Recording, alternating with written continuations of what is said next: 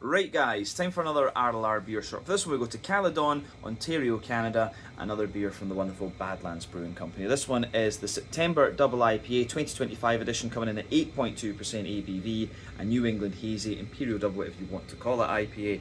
And I have to say this beer is lovely, a little bit different to the other New England Hazies that I've had in this category before, a little bit lighter, more drinkable, and a wee bit crisp as well, I think is a good way to describe this one. So the beer pours this lovely kind of paler pineapple juice sort of colour. They said they focused on having a more pale malt base in this one, and it had a lovely finger of a fluffy, fresh, kind of perfect white head on it when we got it out. The aroma of this one's actually quite pungent. It's Citra, Mosaic and Nelson Sauvin in this one, and you can tell that it's got a good little bit of wheat to it, but the oats come out the more that you smell this one too. But let's focus on the flavour of this beer.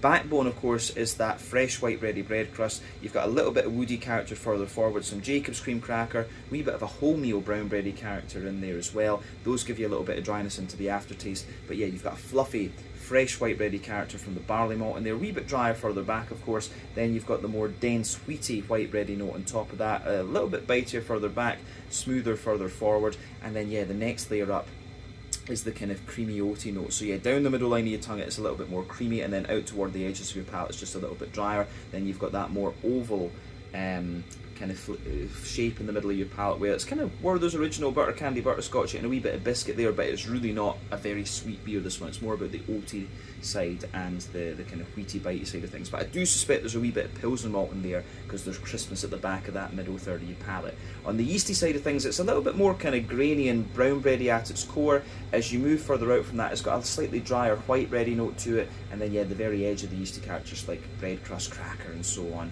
And yeah, it does get a little bit drier into the aftertaste, this one. On the hoppy side of things, so say Citra, Mosaic, Nelson Sauvin in this one. Your green component, a little bit earthy further back. As you move further forward, there's a wee bit of pine resin in there from the Nelson Sauvin. The earthiness is from the Mosaic. Then as you reach the front corners of your palate, quite floral and kind of spicy. Then round the front curve of your tongue, a little bit zesty and more grassy. I think that's the Citra. On the fruity side of things, further back, of course, you've got the juicy mango on top, the softer passion fruit underneath, a wee bit of apricot in the middle, pineapple on top. Then the front half of the front third of your tongue, yeah, the oily white green grapey notes from Nelson Sauvin. Underneath, a little bit of zesty lime as you reach the kind of front tip of your tongue, that's from the Citra. Then the oily tangerine zesty notes from the Mosaic coming out there too, and they all linger into the aftertaste. Mouthfeel wise, this one for me is mid-bodied, right in the middle of the spectrum. Lovely smooth carbonation, very clean mouthfeel to this one. I think that's the water quality. The IBU in this one I think is about 40-ish, particularly into the aftertaste it comes out. But the malt base drier underneath, smooth in the middle, kind of creamy and slightly sweet on top. But yeah, lovely beer, this one, absolutely worth trying. So yeah, this is the September Double IPA 2025 edition, 8.2%